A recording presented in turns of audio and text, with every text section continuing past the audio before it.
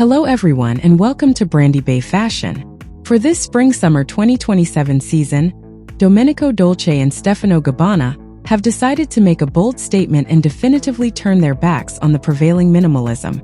With their collection titled Vacanze Sicilian, the duo refuses to bend to the trends of the moment. Instead, they choose to dictate their own rules, a completely unapologetic visual celebration, and a reaffirmation of their traditional codes, forcefully waking up an industry that has sometimes become too cautious and standardized. The runway lighting is harsh, almost blinding, like a scorching midday sun beating straight down on the white stone of a Sicilian piazza. Can you feel that heavy heat and aesthetic tension from the very first seconds of the show? We aren't in a space of silent contemplation or clinical sobriety here. We are fully plunged into the heart of a village feast, heated to a white glow, where the music beats loud and the shadows on the ground are just as harsh, sharp, and defined as the Mediterranean light itself.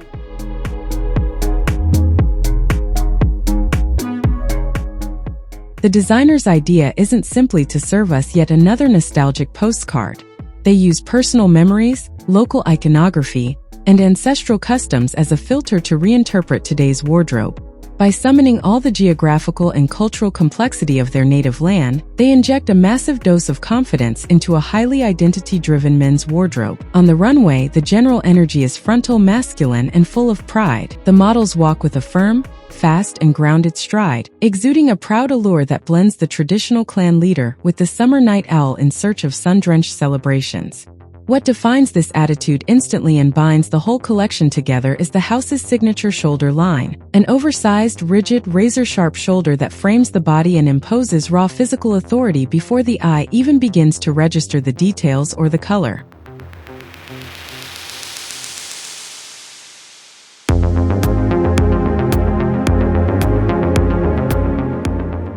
And technically speaking, how is it possible to load a silhouette with so much ornamentation and embroidery without it ever collapsing under its own weight? Everything seems to rely on the invisible technical mastery and internal structure of classic Italian tailoring. Take the boxy, loose silk shirts. Their cut is fluid and roomy, yet they articulate around hidden tension points.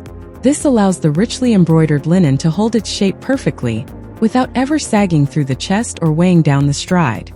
It is a non-stop shock to the retina. The deep matte, that rigorous morning black so typical of the island's traditional dress, is struck head-on by the immaculate glow of white stucco and flashes of highly acidic, refreshing pistachio green.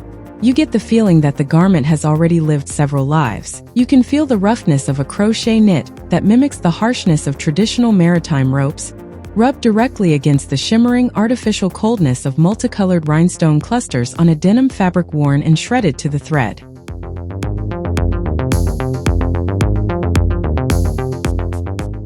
Let's pause on the image for a moment to look at the details. Did you notice those massive dangling clusters of rhinestones clinging almost like stalactites to the pockets and rips of the completely washed-out jeans?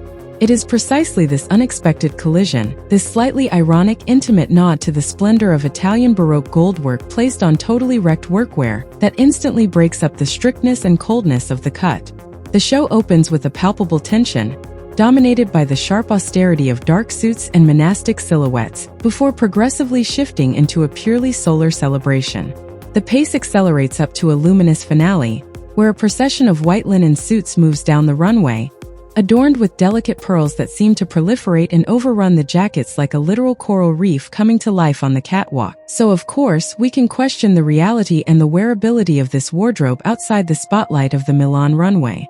Aren't we occasionally bordering on stage costume or excessive theatricality with these fluid silk shirts overrun by lemon tree branches and antique ceramic motifs? The line between artisanal flamboyance and excess is very thin here, and these pieces demand a true sense of self-confidence to avoid devouring the person wearing them.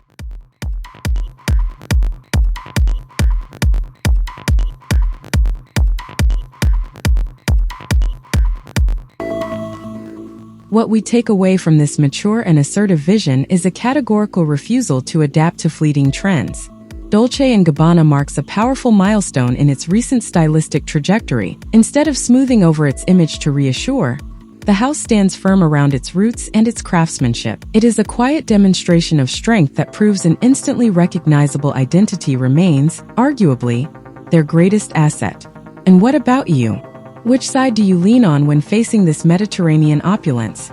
Are you more drawn to the raw, organic craftsmanship of the maritime rope-style crochet, or the deliberately flashy, decadent side of the Baroque rhinestones grafted onto worn denim? Let me know in the comments. I'm curious to read your thoughts. Thank you for taking the time to share this fashion moment with me.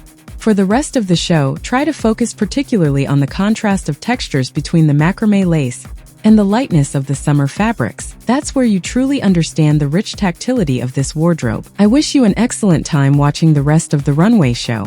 We'll meet again very soon for a new analysis.